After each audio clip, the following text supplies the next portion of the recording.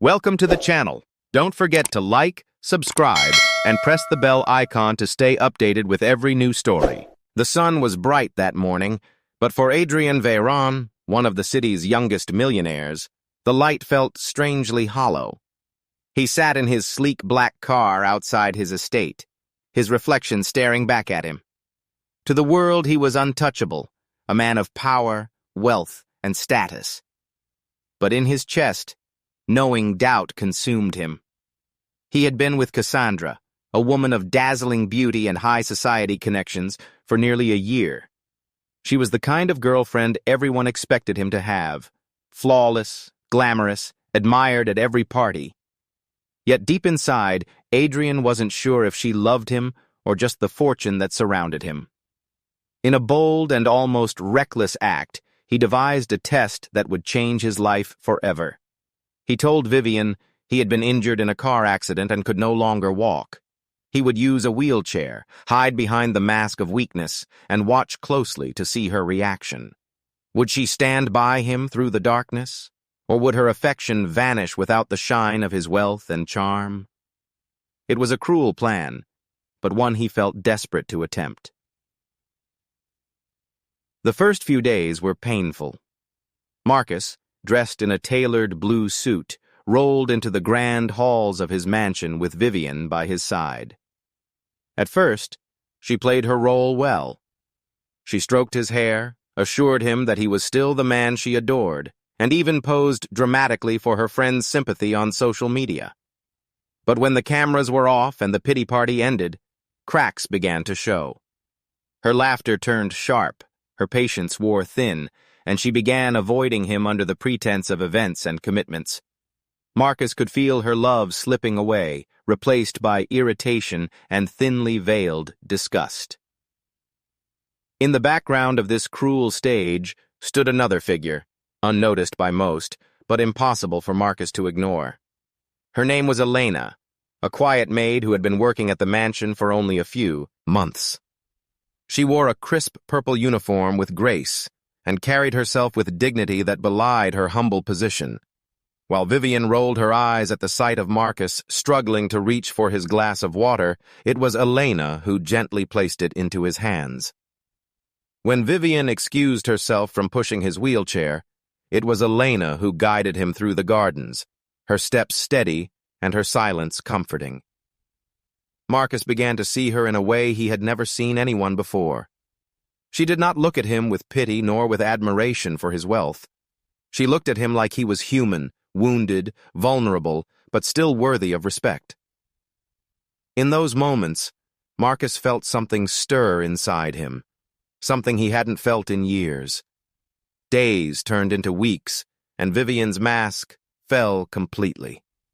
She mocked him openly, telling friends he was a shadow of the man he used to be.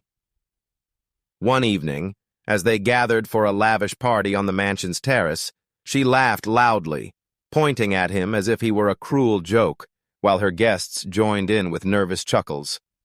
Marcus sat in silence, his chest tight, his face burning with humiliation. But Elena stood behind his wheelchair, her expression unreadable, her grip steady on the handles. When the laughter rang in his ears like poison, she leaned just slightly closer, her quiet presence shielding him in a way that words never could. For the first time, Marcus realized who truly saw him, who truly cared, and who never needed him to prove anything.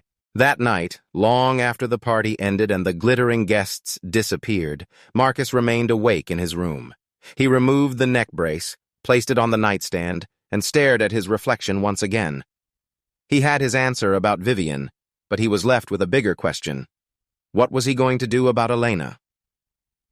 The next morning, Vivian arrived with her usual air of superiority, her designer heels clicking on the marble floors. She barely looked at Marcus before announcing she had plans with friends. Marcus, his heart heavy yet strangely free, told her the truth. He stood up from the wheelchair, his body strong and steady, and revealed the cruel trick he had played. Vivian's face twisted in shock and fury, her glamorous mask crumbling as she realized the game was over. Without hesitation, she stormed out, muttering curses under her breath, her shallow love finally exposed for what it was: nothing. But Elena was different. She gasped softly when Marcus rose from the chair, her hands clutching her apron. For a long moment, she said nothing, simply staring at the man who had pretended to be broken, but who had also been broken inside in ways she understood too well. Marcus expected anger, betrayal, perhaps even scorn. Yet when Elena finally spoke, her voice was steady and kind. She told him she had always known something wasn't right. She had noticed the strength in his arms, the steadiness in his legs when he thought no one was watching. But she didn't care about the lie. What mattered to her was the loneliness she saw in his eyes, the pain behind the wealth, and the humanity that money could never hide.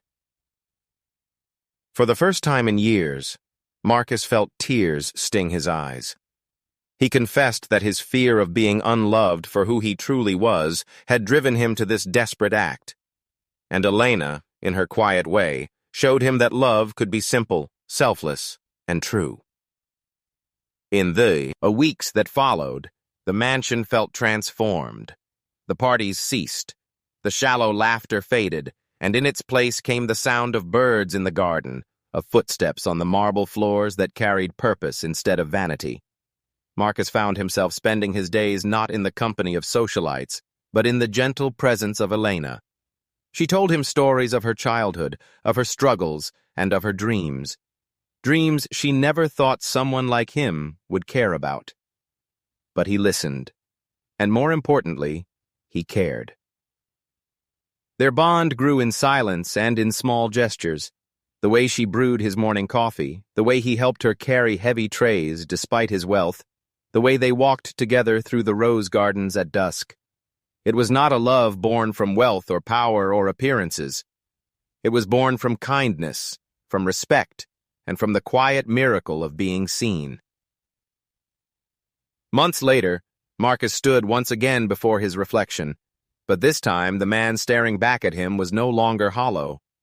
He was alive, his eyes filled with purpose, and when he turned from the mirror, Elena was there, her smile soft but radiant.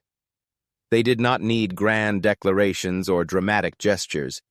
They had something far greater: trust, honesty, and love that no fortune could ever buy.